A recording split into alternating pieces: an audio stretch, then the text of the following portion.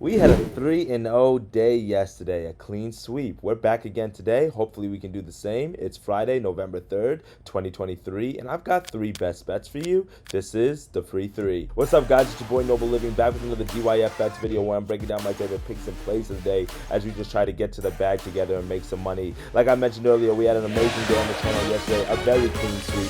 3-0 on the day. We cashed in on our 6-point teaser. Titans plus 8.5 in the under 43. No sweat bet there. We cashed in on Scotty Barnes rebounds over at 8. We needed it. Let's go. We also cashed in our parlay builder. Derrick Henry 16 carries and DeAndre Hopkins 4 receptions. And that is one of the key reasons, my friends, why sometimes it's better to take a teased line.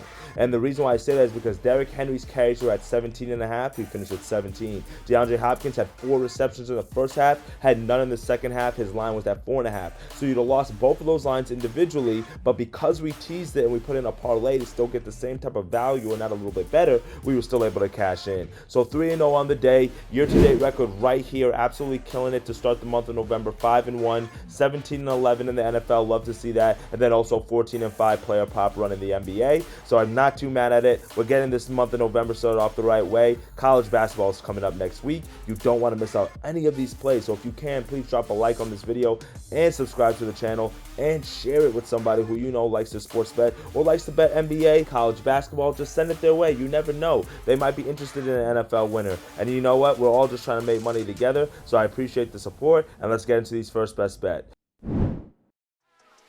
For my first best bet of the day, I'm going to go to that Knicks and Bucks matchup, and I'm going to go to a player that might shock you guys, right? I actually was thinking about wearing a hat to rep the team today, but I won't do that today. And I'm going to go with Julius Randle over 8.5 rebounds, plus 110 odds on DraftKings. Now, Julius Randle, he's been absolutely dog crap all year to start the year. I mean, I get why New York fans are ready to dump him at the earliest convenience. I mean, the dude has just been absolutely terrible. He's just so streaky. He jacks up a ton of shots. He's not hitting the shots.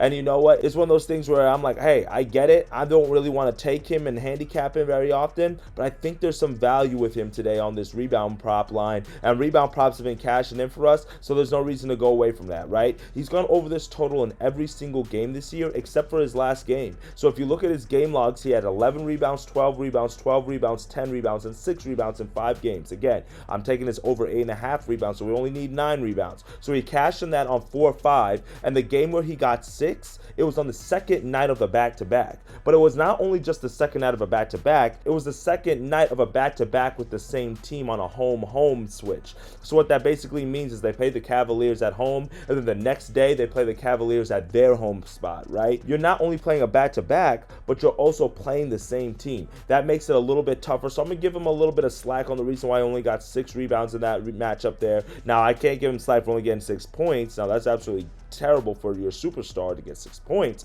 but I mean 6 rebounds, okay, I can give you a little bit of slack there. Not only is this a potential playoff matchup between the Bucks and the Knicks, but this is also the first game of the new in-season tournament, right? So let me give you guys a little bit of background. When I looked at it this morning, I saw it was like NBA in-season tournament. I was like, oh my goodness, is this going to affect the way that we handicap? I don't necessarily believe that it's going to affect too many things from a handicapping perspective, but the in-season tournament is just a new initiative that the NBA has kind of introduced. It's a new thing that they want to do to kind of incentivize the teams to play a little bit harder during the beginning of the regular season, not rest superstars in the regular season, or at least during the beginning of the year, because you can see a lot of times in November, December, teams don't really care. They start picking it up a little bit later on in the season, so they just kind of want to incentivize these teams to really come out with some energy and be able to take these games a little bit more serious. So that's why they have this in-season tournament. Like it or hate it, I don't know. We don't have a lot of information on it. It's the first year, right? But to put it in perspective for you guys, right? We had an NBA rule change a few years ago with the play-in tournament for the playoffs. A lot of people were chirping that at first, but look, guess what? It's actually been pretty successful. I mean, we saw the Miami Heat go all the way to the NBA Finals from it.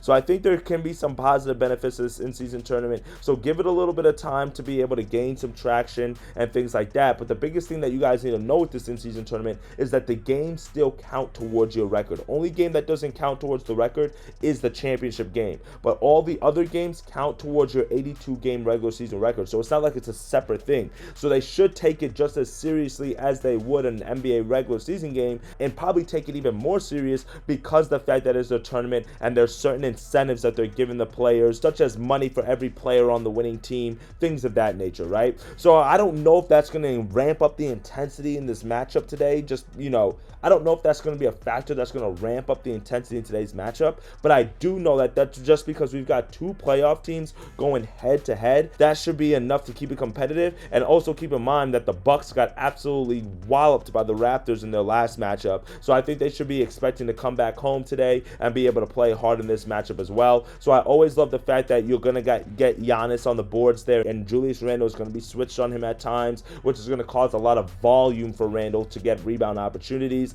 I love the fact that you have a team like the Bucks who shoot a lot of threes, who like to pick up the pace at times, get out in transition. Again, that leads to rebound opportunities for Julius Randle. And then also keep in mind, my friends, the Knicks are the #1 team in total rebounding so far this year, and they're also second in opponents' points per game, which means that they actually play some defense. You know what Tom Thibodeau likes to do over there, and they force missed shots. So because the Bucks are a good rebounding team and the Knicks are a good defensive and rebounding team, we should see a lot of missed shots here. We should see a lot of rebound opportunities, and we've seen the Bucks give up rebounds to big men in the past. Jakob Poeltl had 11 rebounds, Scotty Barnes had 12 rebounds, Clint Capella had 12 rebounds. So there's no reason why Julius Randle should be able to not get 9 rebounds here today. I mean, listen, I'm having faith in you, bro. Rebounding is something that you do, especially when you're struggling with your shot, like he's been struggling with his shot. If he's forcing it towards the rim, puts his head down, gets Giannis into some foul trouble, throws up a few shots, gets a few quick little putback layups, gets to the free throw line, that's how you get out of that shooting slump there for Julius Randle. I think today's the perfect opportunity for him to be able to do that. So give me Julius Randle over 8.5 rebounds as my first best bet of the day, and also sprinkle some on his double-double at +180. I got it at +160. I've seen that +180 on certain books, so sprinkle a little bit on that, as I do think that he grabs that double-double today, as he grabs it on the rebounds and the points. But let's go with Julius Randle over 8.5 rebounds for the first best bet of the day. For my second best bet of the day, I'm going to go to another potential playoff matchup, and I'm going to go to that Nuggets and Dallas Mavericks matchup. Oh man, this one's going to be exciting. We got the Mavs who are undefeated at 4-0,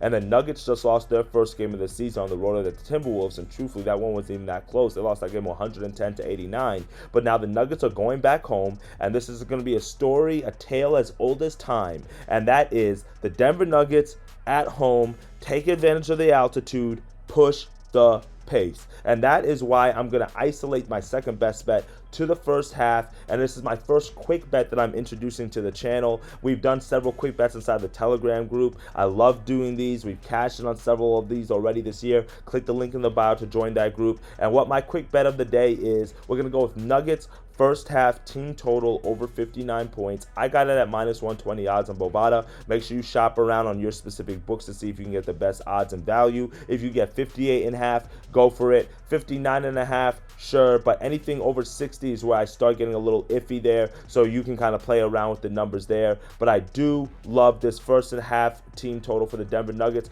because the Denver Nuggets, they always take advantage of the fact that they have that altitude advantage there at home. They always get out to push the pace, especially early on in the game. And now they just lost their undefeated status in the last matchup against the Timberwolves. They played god awful, so I think this is a good spot for them to rebound and come out strong. And then also they're going against an undefeated team, a team that they might match up with in the playoffs. So because of that, I think there's going to be some intensity there. And the Nuggets are a top 10 team in first half points per game. They're averaging a little bit of over 59 points per game, so just getting over this total for us there. And then they're averaging a little bit better at home, averaging 60.5 points per game in the first half at home. So I like to see that. Again, they take advantage of that altitude. They like to push the pace at home. Now, again, it is the beginning of the season, so take some of these numbers with a grain of salt, but we have to work with the data that we have and the trends that are being presented to us early on before the books adjust. And I've watched the Mavs several times this year, and I've been excited to see how Luka and Kyrie were going to pair together for an entire season. And one thing's for certain, they can score the ball. I mean, Luka is just an absolute magician out there. They can score the ball. But even though they score a lot of points, they give up a lot of points as well. They don't really play a lot of defense. The Mavs are bottom 10 in first half points per game allowed, giving up just under 60 points per game. So we've seen several teams be able to fly over this total against them, and because of that, I think the Nuggets have a really good opportunity here today to be able to fly over this total as well. I like the fact that we're getting it under 60, and we're right here at this number in terms of the numbers and the averages, but I really have to go with my gut and think that the Nuggets are going to come out and rebound from that last loss strong and be able to push up the pace here and be able to get over this team total in the first half. And if you're a little bit iffy about taking the team total on the Nuggets, you maybe want to look at the overall first half for both of the teams. At my book, it's at 115, so that comes out to about 58 points a piece for both of those teams, 57.5. So you might just want to look at the first half over in terms of both teams, but that's another play that you can take a look at. I'm going to go with the Denver Nuggets team total over 59 minus 120 as my second best bet of the day. Now for my third and final best bet of the day, I'm going to go with another parlay builder. I've been kind of liking these because this is kind of like my way of giving you guys a ladder leg if you're doing the ladder challenge,